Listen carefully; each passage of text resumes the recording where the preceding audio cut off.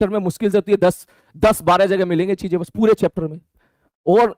On average अगर तू देखेगा तो एक क्लास का एवरेज बस एक निकलेगा। वो तू देख सकता है, वो तू देख सकता। कुछ बच्चे कह भी रहे थे तो मैंने ये बोला बच्चों को, मैंने कहा देख बेटा मैं ये तो नहीं बोलूंगा कि जो पढ़ाया वो आया,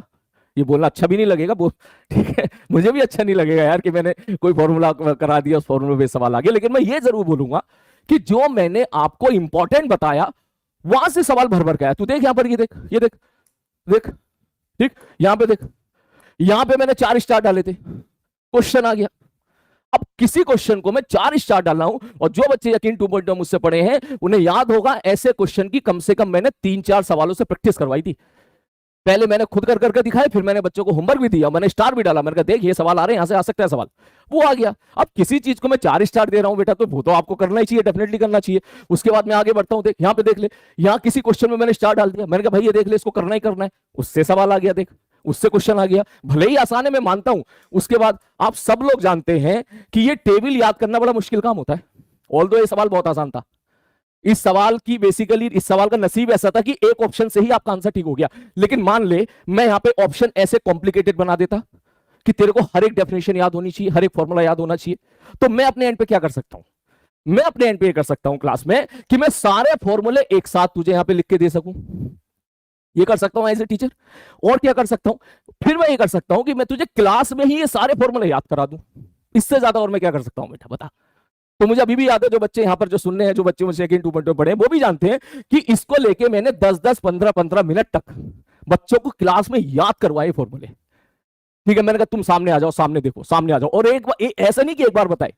बार बार बार बार बार बार, कभी रिवीजन के माध्यम से, कभी अगले दिन क्लास में। तो जब अब ये यहीं से निकल निकल के आ रहे हैं, एक फॉर्मूला ये निकल के आ गया, एक फॉर्मूला यहां से निकल के आ गया, एक फॉर्मूला वहां से निकल के आ गया, तो मैं यही तो कर सकता हूं ना बेटा, मैं स्टार डाल सकता हूं, मैं इंपॉर्टेंट चीज बता सकता हूं, मैं क्लास में याद करवा सकता हूं, मैं आपको कंसेप्ट क्लियर कर सकता हूं। और देख जैसे ठीक है ये सवाल आसान था, ये उसी प्रकार से टर्मिनल वोल्टेज वाला हो गया, स्टार डाल दिया था मैंने यहां पर,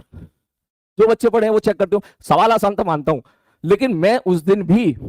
सिलेबस को भगाने के चक्कर में नहीं था, मैंने उस दिन भी बोल के निकला था कि तुम मुझे कितना ही मना कर दो कि सर आगे बढ़ो आगे बढ़ो, हो गया हो गया हो गया हो गया, जब तक तुम मुझे 4-5 सवाल करके नहीं दिखाएगा तब तक मैं आगे नहीं बढ़ूंगा। और भाई साहब भले ही ये चीज आसान थी, लेकिन भाई साहब ये सेम क्वेश्चन वहां से आ गया। और अगर मैं बोल के निकल रहा हूं बेटा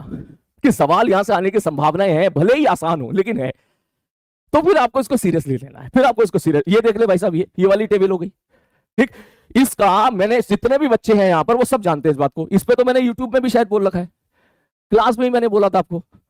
कि भाई साहब एनसीईआरटी में इलेक्ट्रोमैग्नेटिक वेव में क्वेश्चन पूछने की संभावना है, अगर पूछेगा उसको थोड़ा सा भी देर साथ गेम खिलाओ तो यहां से पूछेगा,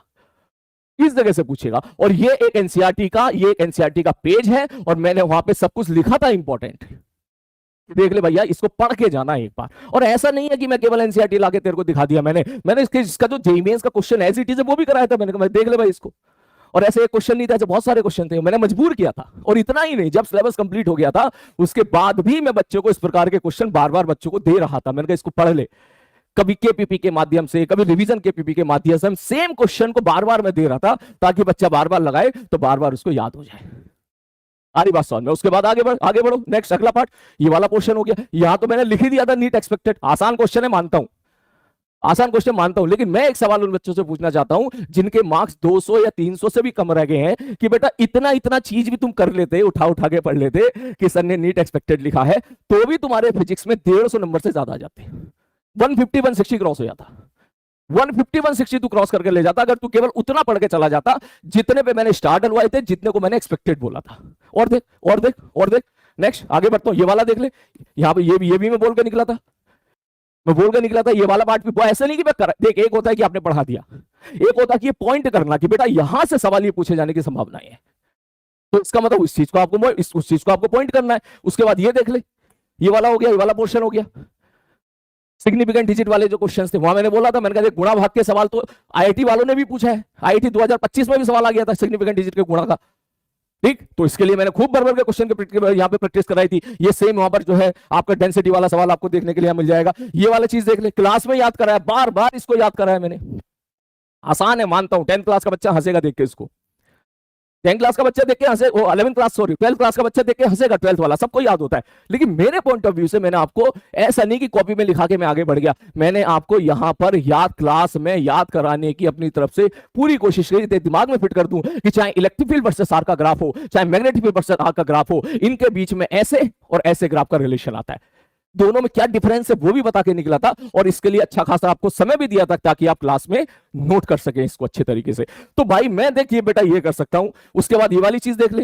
ये वाली चीज देख ले, मैग्नेटिक मोमेंट, मैग्नेटिक फील्ड, ये वाला देख ले। जो बच्चे पढ़े हैं उनको याद होगा कि मैंने 2 ब्लॉक पे कम से कम 10 सवाल कराए थे, 10 से 12 सवाल। और उतना ही नहीं, उसके बाद फिर मैंने उनको बोला था कि बस तू एक काम कर, ये रिजल्ट याद रख ले, ये रिजल्ट याद रख लेगा तो भाई साहब कोई सवाल आसान सवाल आएगा तो तू यहां से करके ले जाएगा। अरे बस, और मैं नेक्स्ट आगे बढ़ते हैं। उसके बाद ये चीज तो खैर, ये सवाल तो खैर हर कोई कर ही लेगा, इसको तो खैर मैं क्या ही बोलूं, ठीक है, तो सभी लोग कर, खैर कराते तो सारे सभी लोग हैं। उसके बाद और भी बहुत सारे क्वेश्चंस हैं, यहां भी मैं बोलकर निकला था, अच्छे से समझा के निकला था डिटेल में कि देख बेटा इलेक्ट्रो सेमीकंडक्टर में क्वेश्चन पूछे जाने की संभावनाएं बस 2-3 जगह से है, या तो लॉजिक गेट, या फिर तुझसे सोलर सेल वहां से ग्राफ पूछ लेगा, या फिर तेरा स्टार्टिंग का फॉरवर्ड बेस रिवर्स बेस की कहानी, वहीं से उसने सवाल पूछ लिया है। मैं कहा इसके अलावा और कुछ पढ़ के जाने की जरूरत नहीं है, ठीक। उसी के हिसाब से ये सवाल हमारा एज इट इज ऐड हुआ है। तो मेरा पॉइंट ये है, और भी है, ये देख ले, ये देख ले,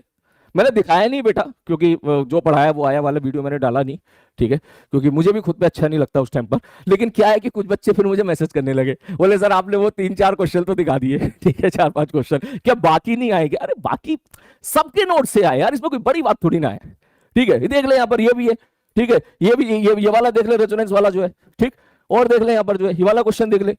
ठीक है, ये तो जेईई मेंस का एज इट इज यहाँ पर आया था, ये वाला क्वेश्चन देख ले, एज इट इज मैच हो गया था। नेक्स्ट, ये वाली चीज तो खैर आपने करी दी होगी, डायोड वाला सवाल है, ठीक है। नेक्स्ट आगे बढ़ते हैं, ये भी देख ले, ये भी क्लास नोट्स का क्वेश्चन है। ऑल तो मैं मानता हूं ये 10th क्लास का बच्चा भी कर लेगा, डेविएशन का सवाल है, 10th क्लास का बच्चा भी कर लेगा, ठीक, ये 10th क्लास का बच्चा भी कर लेगा। ये वाली चीज देख ले यहाँ पर, ये सब करा रखी है वहां पर, सारे फॉर्मूले यहाँ पर जो है, खैर ये तो आप केमिस्ट्री से भी कर लोगे, आई टोटली एग्री, ठीक है, इसमें मैं ना भी पढ़ाता तो भी आप कर लेते, क्योंकि ये सारी चीजें आप केमिस्ट्री में पढ़ के आते हो। यहाँ पर आपके केमिस्ट्री वाले टीचर की इतनी मेहनत होती है शुरू में ही कि जब हम लोग फिजिक्स में पढ़ाते हैं तो बच्चा खुद ही बोल देता है कि सर ये तो हमको सब याद है, ठीक है। तो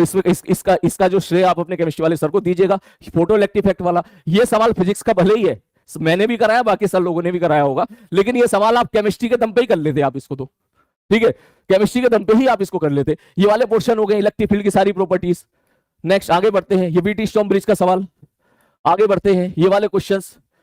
सिंपल फॉर्मूला बेस रेडियस निकालना, r बराबर 0.5 n² बाई z। तो ये चीज है,